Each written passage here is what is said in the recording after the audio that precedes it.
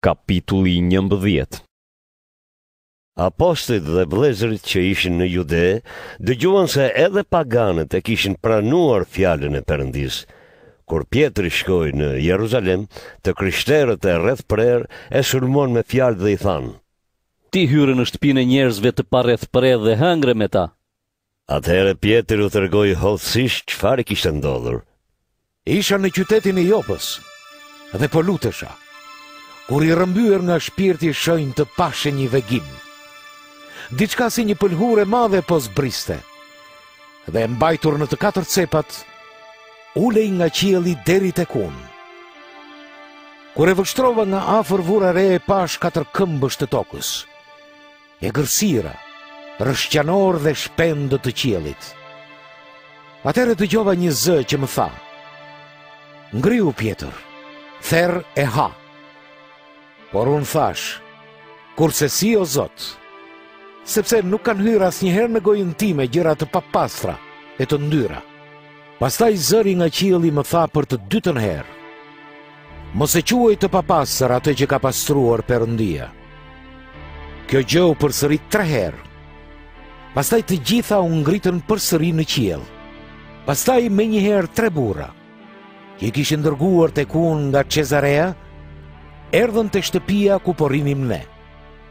Shpirti i shenjtë më tha të shkoja me ta pa nguruar. Me mua erdhën edhe këta 6 vëllezër besimtar dhe hym në shtëpinë e atij njeriu. Ai na tha se kishte parë një ëngjëll që ishte shfaqur në shtëpinë e tij dhe i kishte thënë: dërgo njerëz në Jopë të marrin Simonin që e thrasin Pjetër. Ai do të thotë fjalët me të cilat ti dhe shtëpia jote do të shpëtohen. Kur fillova të flisja, shpirti i shenjtë zbriti mbi ta sikurse kishte zbritur mbi ne në fillim.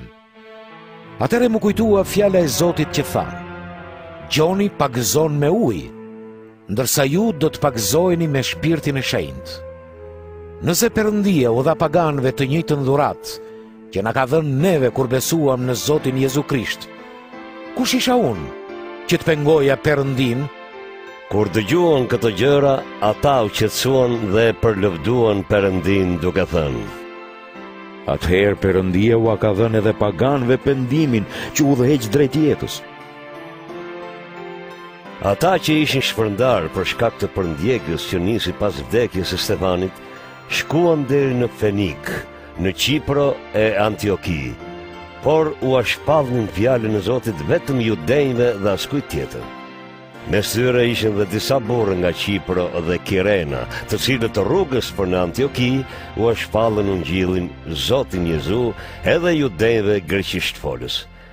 Dora e Zotit ishte me ta dhe një numër i madh besuan e u kthyen te Zoti. Lajmi për këtë gjë arriti në vesh të kishës në Jeruzalem dhe ata dërguan Barnabën të shkonte deri në Antioki. Kur ai arriti atje dhe pa hirin që Perëndia u kishte dhënë besimtarve, u gëzua dhe i porositi të gjithë që t'i qëndronin besnik Zotit me gjithë zemër. Barnaba ishte njeri i mirë, i mbushur me shpirtin e shenjtë e me besim. Kështu një numër i madh njerëzish besoi në Zotin. Pastaj Barnaba shkoi në Tars për të kërkuar Saulin. Kur e gjeti, e solli në Antioki. Ata qëndruan aty një vit të tërë me kishën dhe mësuan shumë njerëz. Në Antioki dishepujt u quajtën të krishterë për herë të parë. Në ato ditë, në Antioki erdhën disa profet nga Jeruzalemi. Njëri prej tyre që quhej Hagab tregoi me anë të shpirtit të shenjtë se do të binte një zi e madhe buke në tërë botën, gjë që ndodhi në kohën kur perëndori ishte Klaudi. Atëherë dishepujt vendosën që secili prej tyre, sipas mundësive që kishte, të jepte diçka për të ndihmuar vëllezërit besimtar që ishin në Jude. Dhe ashtu bënë. Ndihmën u dërguan pleqjve të kishës me Barnabën dhe Saulin.